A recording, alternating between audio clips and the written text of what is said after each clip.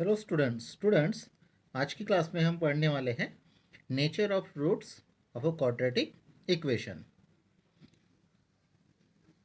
Student, the roots of the quadratic equation a x square plus b x plus c is equal zero, जिसमें कि ए की value जो है हमें zero नहीं चाहिए, a is not equal zero, or x is equal minus b plus minus under root b square minus four a c upon two ए।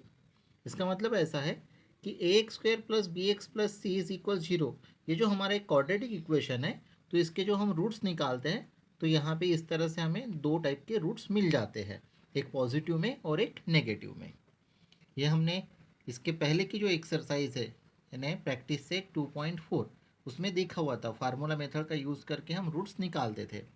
उस समय हमने यही फार्मूला यूज़ किया था। तो स्टूडेंट, यहाँ पे अंडर रूट के साइन में देखिए b square minus four a c लिखा हुआ है।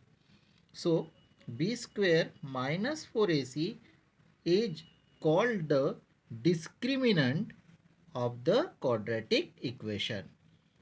तो ये जो b square minus four a c है इसे डिस्क्रिमिनेंट कहा जाता है। Then b square minus four a c is denoted by Greek letter delta. तो स्टूडेंट, ये जो b square minus four a c है इसे डेल्टा भी कहा जाता है और उसके लिए ये ग्रीक लेटर यूज़ किया जाता है जो कि आपको ट्रायंगल के जैसे नज़र आएगा। So discriminant is called delta. Nature of roots of quadratic equation is determined by the value of b square minus 4ac। Student, इसका मतलब ऐसा है कि b square minus four a सी की जो वैल्यू है उस पर ही नेचर ऑफ रूट्स डिपेंड करता है।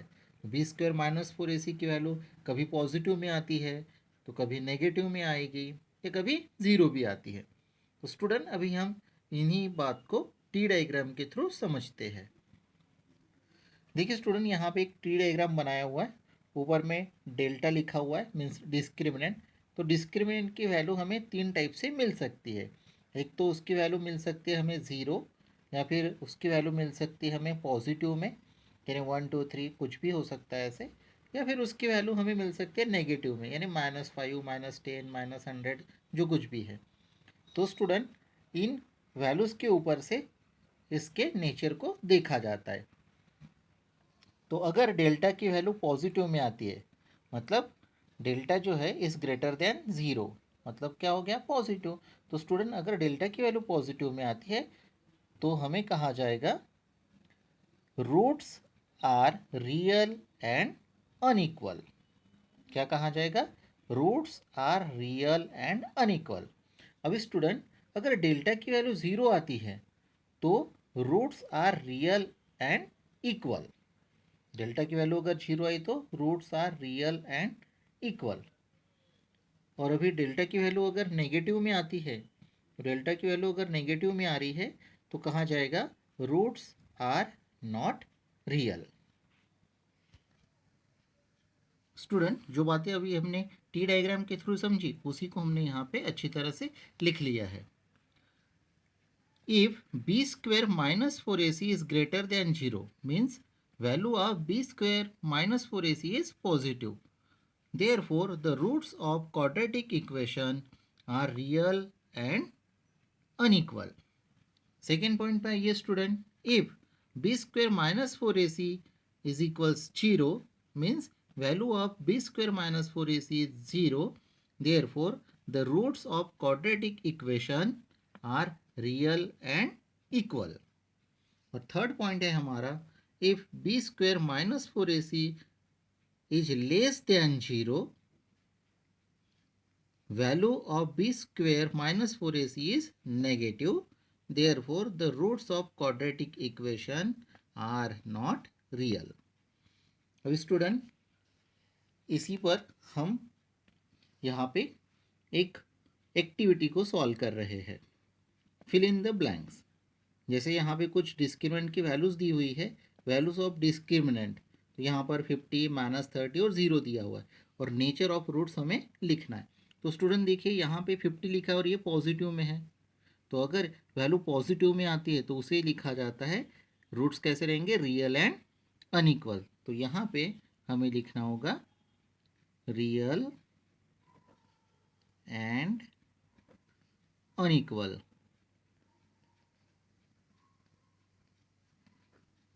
अभी स्टूडेंट देखिए यहाँ पे वैल्यू क्या है, नेगेटिव में, और नेगेटिव में वैल्यू है तो बोला जाता है नॉट रियल। तो यहाँ पे आ जाएगा not real.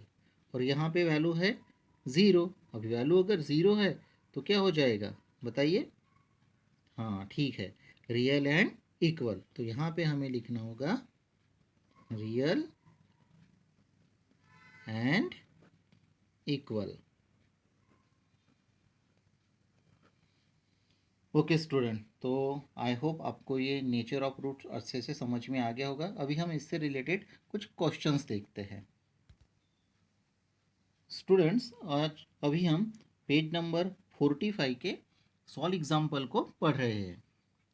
Find the value of discriminant of the equation x square plus 10x minus 7 is equal 0। तो स्टूडेंट यहाँ पे देखिए आपको एक क्वाड्रेटिक इक्वेशन दिया हुआ है और कहाँ गया है, find the value of discriminant. तो सिर्फ अभी हमें यहाँ पे बी स्क्वायर माइनस 4ac की वैल्यू निकालनी है, उसके नेचर के बारे में यहाँ पे कुछ नहीं कहा है। So comparing x square plus 10x minus 7 is equal 0 with x square plus b x plus c is equal 0, यानी ये जो गिवन क्वाड्रेटिक इक्वेशन है उसको हम x square x square plus b x plus c is equal 0 के साथ में compare कर रहे हैं। तो स्टूडेंट यहाँ पे देखिए ए, तो ए की वैल्यू यहाँ पे कुछ नहीं दी है तो यहाँ पे बन जाएंगे ए की वैल्यू 1। अभी हम बी की वैल्यू यहाँ पे बन जाएगी 10 और सी की वैल्यू यहाँ पे है -7। तो ए बी सी की वैल्यू अभी हमने फाइंड कर ली। अभी हमें फाइंड करना है बी स्क्वेयर माइनस 4ac। तो बी की वैल्यू है 10, उसका स्क्वेयर -4, ए मीन्स 1 और सी यानी -7। तो स्टूडेंट ये 7 को आप ब्रैकेट में लिखिएगा, -7 इस तरह से। अभी 10 का स्क्वायर तो हो गया ये 100। अभी यहाँ पर 4 के पहले देखो माइनस है और 7 के पहले भी minus, so minus into minus plus, and 4 1 जा 4 एंड 4 7 जा 28। तो स्टूडेंट यहाँ पे 128 ये आंसर आ गया है बी स्क्वायर माइनस 4ac का, मतलब डिस्क्रिमिनेंट की वैल्यू है 128। अभी स्टूडेंट सेकेंड क्वेश्चन पर आइए। Determine nature of the roots of quadratic equation.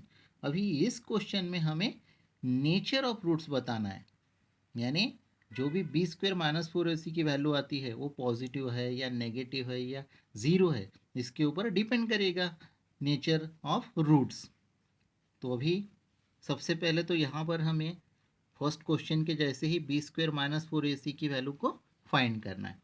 तो देखते स्टूडेंट, अभी हमारा फर्स्ट क्वेश्चन सेकेंड में फर्स्ट क्या है, 2x square minus 5x plus 7 is equal 0।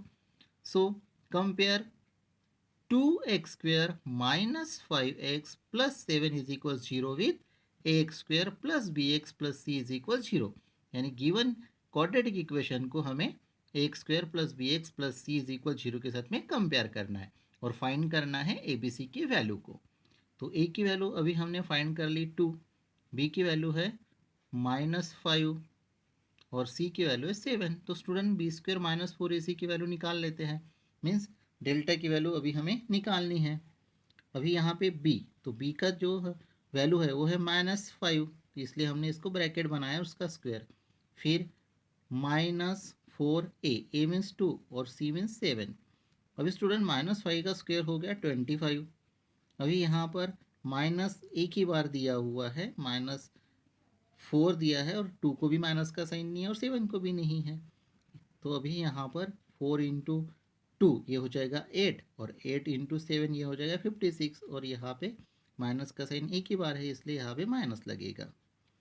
उसके बाद में 25 माइनस 56, तो देखिए यहाँ पर 25 का साइन पॉजिटिव का है और 56 का साइन नेगेटिव, तो ग्रेटर नंबर में से स्मॉलर नंबर को हम माइनस करते हैं। तो आंसर अभी हमें मिल रहा है -31। अभी स्टूडेंट डेल्टा की वैल्यू तो -31 है, मतलब डेल्टा नेगेटिव में है। तो जब डेल्टा नेगेटिव में है तो हमारा लास्ट वाला स्टेटमेंट होगा the roots of the equation are not real. अभी उसी तरह से सॉल्व किए हुए सेकेंड क्वेश्चन पर आइए। यहाँ पे एक्टिविटी बेस के जैसे यहाँ पे कुछ बॉक्सेस दिए हुए हैं जो कि हमको फिल करने हैं। तो ध्यान दीजिए, सबसे पहले तो गिवन क्वाड्रेटिक इक्वेशन को हम a x square plus b x plus c is equal 0 इसके साथ में कंपेयर करते हैं। तो ए की वैल्यू यहाँ पे बन जाएगी 1, क्योंकि इधर क्वाड्रेटिक इक्वेशन में ए की वैल्यू कुछ नहीं है। तो यहाँ पे हमें लिखना होगा 1, बी की वैल्यू 2 और सी की वैल्यू नहीं है, इसलिए यहाँ पे -9। तो यहाँ पे स्टूडेंट यहाँ पे वैल्यू हो गई है -9। अभी बी स्क्वेयर -4ac इसकी वैल्यू हमें निकालनी है b, तो b की वैल्यू तो यहाँ पे पुट कर दी है, यानी कि 2 का स्क्वायर -4 a, तो a की वैल्यू क्या है 1, तो यहाँ पे आ जाएगा 1। और c की वैल्यू क्या है -9, ब्रैकेट में -9। अभी 2 का स्क्वायर हो गया 4। अभी यहाँ पर ध्यान दीजिएगा, -4 के साथ में यहाँ पे माइनस लगा हुआ है और 9 के साथ में भी माइनस लगा हुआ है ना। तो यहाँ पे क्या हो जाएगा 9 इंटू 4, तो ये 36 हो जाता है। और माइनस इंटू माइनस प्लस, तो पहले तो हम यहाँ पे -36 ऐसा ब्रैकेट में लिख लेते हैं, और उसके बाद में स्टूडेंट आगे में ये 4 और इसके बाद में माइनस इंटू माइनस ये कर लेते हैं प्लस, तो ये हो जाता है अभी 36। सो 4 प्लस 36, तो ये आ गया अभी 40। तो बी स्क्वेयर -4 ए सी की वैल्यू जो है ये ग्रेटर देन 0 हो गई, इसीलिए the roots of the equation are real and unequal. अब स्टूडेंट कभी कभी वैल्यू 0 भी आ जाती है, तो देखिए हमारे थर्ड प्रॉब्लम में वैल्यू क्या आ गई है 0, और वैल्यू 0 आ गई, इसलिए the roots of equation are real and equal. तो स्टूडेंट आपको आज हमने nature of roots of quadratic equation इस टॉपिक को समझाया हुआ है। आई होप आपको ये अच्छी तरह से समझ में आ गया होगा। स्टूडेंट अभी मिलते हैं नए वीडियो में नए क्वेश्चन के साथ। Thank you.